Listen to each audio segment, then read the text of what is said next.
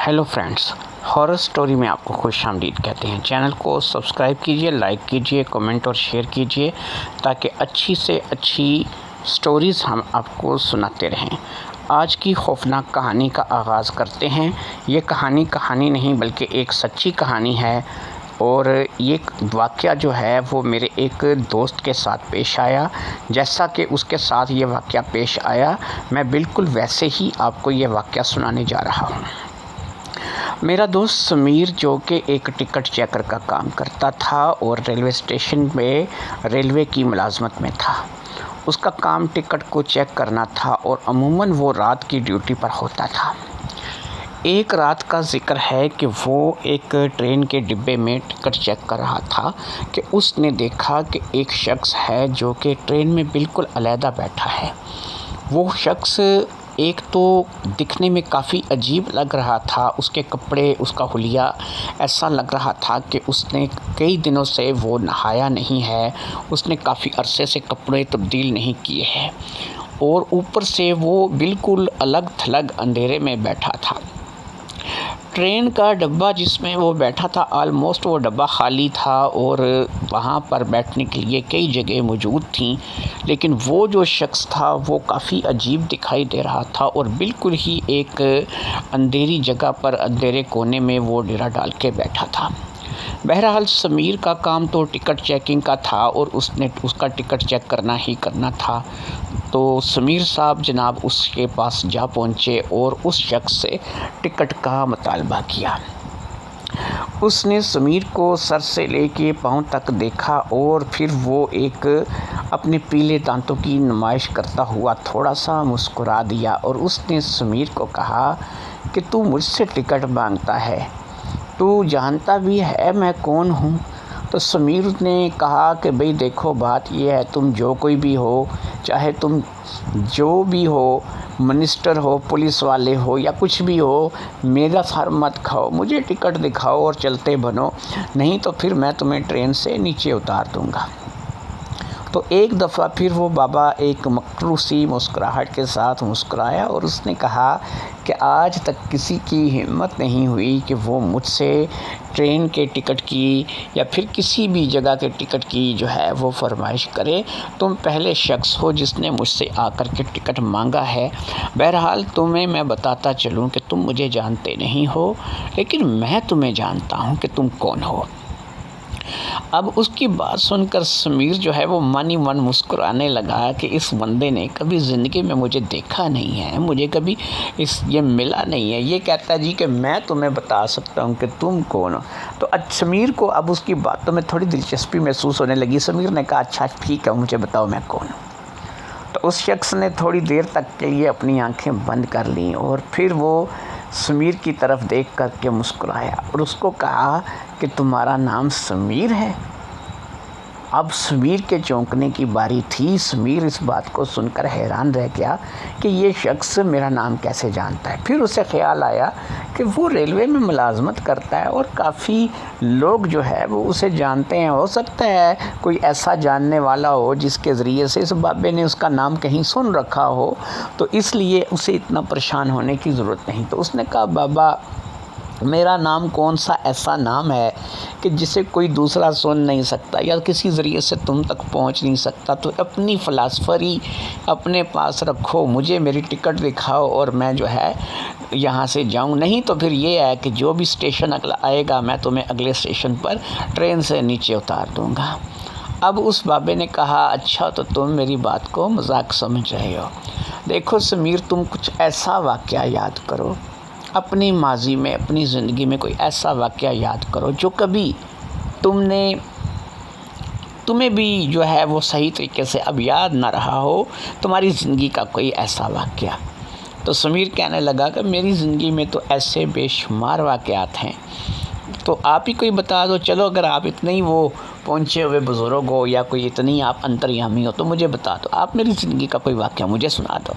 तो उसने कहा अच्छा ये बताओ कि जब तुम 12 साल के थे तो तुमने अपने घर की भैंस को बेच दिया और तुमने अपने वालिद को ये बात बताई कि भैंस जो है वो चोरी हो गई है। تو اتنا کافی ہے یا پھر تمہیں کچھ اور بتایا جائے؟ اب سمیر تو تھا وہ تو پریشان ہکا بکا کہ میں جب 12 سال کا تھا اور واقعی میں نے اپنی بھینس جو ہے وہ بیچ دی تھی، اور یہ بات صرف میں جانتا تھا اور میرے علاوہ آج تک اس بات کی خبر کسی کو بھی نہیں ہے۔ تو اب سمیر پریشان ہو گیا کہ یہ شخص کون ہے جو اس کے سامنے آ کر کے بیٹھا ہوا ہے اور اس کی زندگی کے بارے میں اس قدر جانتا ہے اور اس کے بارے میں بتا رہا ہے۔ تو اب سمیر نے کہا اچھا چلو یہ بھینس والا معاملہ آپ تو کہتے تو ٹھیک ہو، لیکن ایک میری تسلی کے لیے کوئی ایک اور بات ایسی بتا دو کہ مجھے اور یقین آ جائے، میرا اور یقین تم پر پکا ہو جائے، میں واقعی مانوں کہ تم کوئی پہنچی ہوئی ہستی ہو، کو بابا ہو، تو مجھے کوئی ایک بات اور بتا دو۔ تو اب بابا ایک دفعہ پھر اپنے وہ پیلے دانتوں کی مسکراہٹ کے ساتھ مسکرایا اور اس نے کہا اچھا چلو میں تمہیں نا ایک اور بات بتاتا ہوں، بلکہ ایک چھوڑو، میں تمہیں نا 2 باتیں اور بتاتا ہوں۔ پہلی بات، تمہیں نا بہت بری عادت ہے جوا کھیلنے کی، اور یہ عادت اب سے نہیں ہے، تمہیں یہ عادت بچپن میں بہت چھوٹی عمر میں پڑ گئی تھی۔ وہ جو بھینس تم نے بیچی تھی نا، وہ بھی تم نے اس جوئے کے لیے ہی بیچی تھی۔ تو ایک تو تمہیں بہت بری عادت ہے جوا کھیلنے کی، اور تم جوئے میں ہمیشہ ہارتے ہو، جیتتے کبھی بھی نہیں ہو۔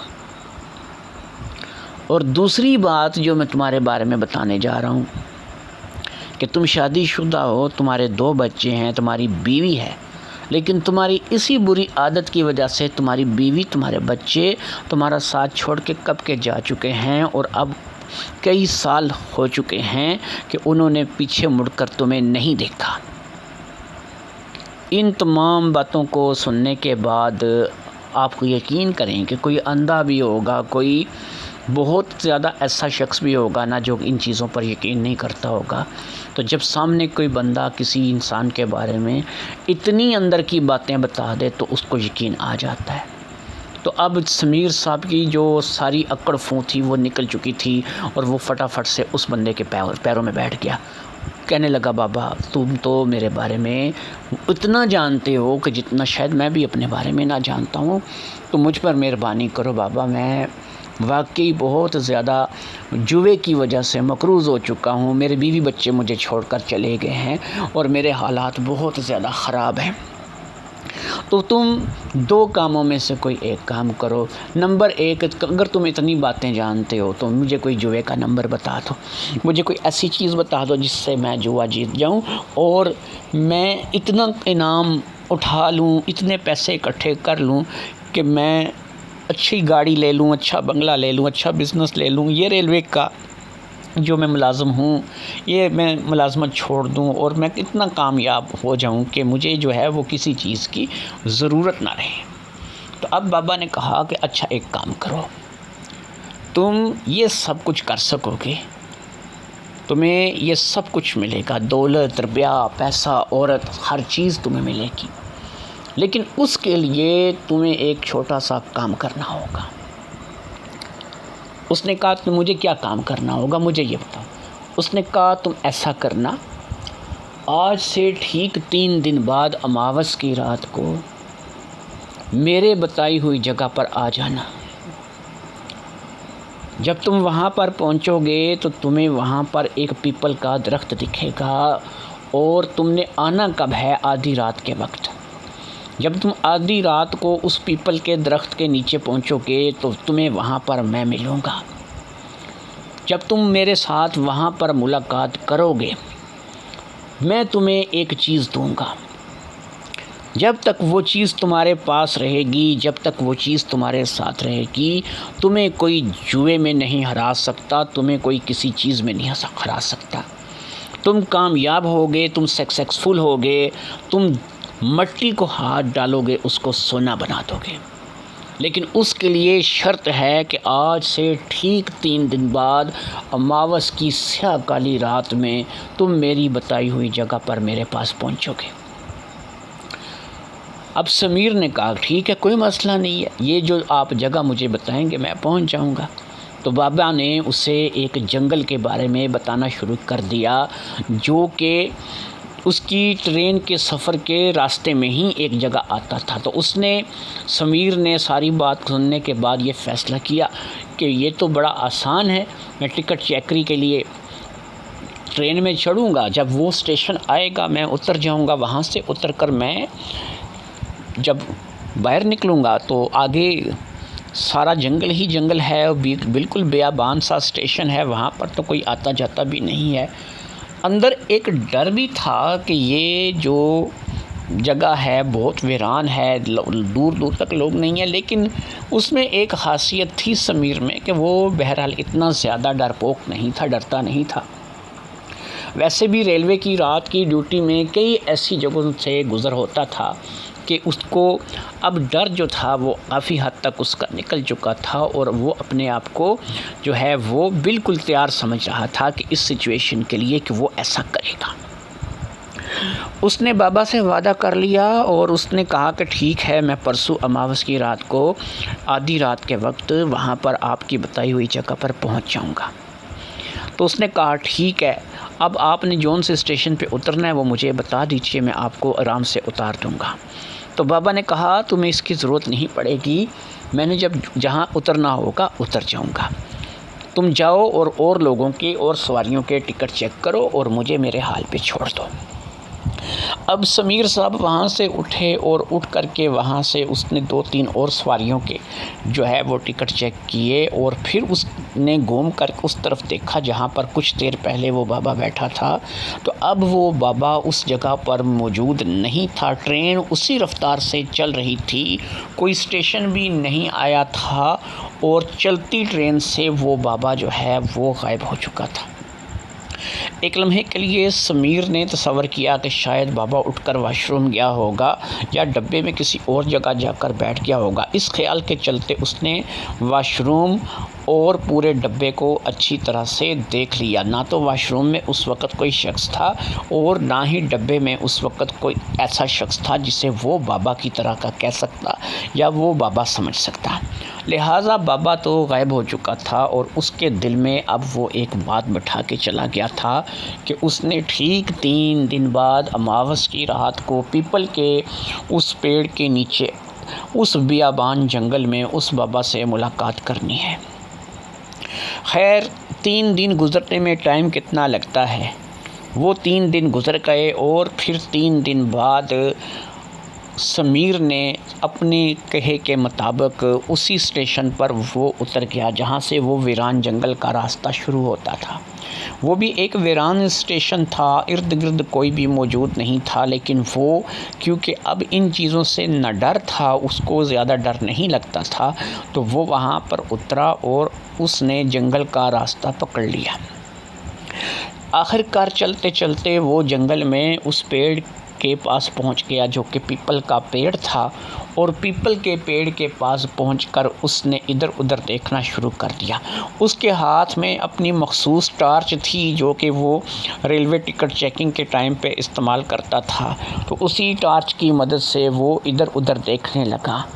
وہ تھوڑا بہت گھبرایا ہوا ضرور تھا کیونکہ اس نے اپنی زندگی میں کبھی ایسا کوئی کام کیا نہیں تھا، لیکن بہرحال وہ اپنے آپ کو مضبوط کیے ہوئے تھا، اور اس نے ایک حتی الامکان کوشش کی تھی کہ وہ ڈرے نہیں اور اپنے آس پاس ڈر کو نہ آنے دے۔ اسی بات کو لے کر کے وہ اس پیپل کے پیڑ کے نیچے جا کر کے کھڑا ہو گیا اور اپنی ٹارچ کی مدد سے ادھر ادھر ٹارچ جلا کر کے دیکھنے لگا۔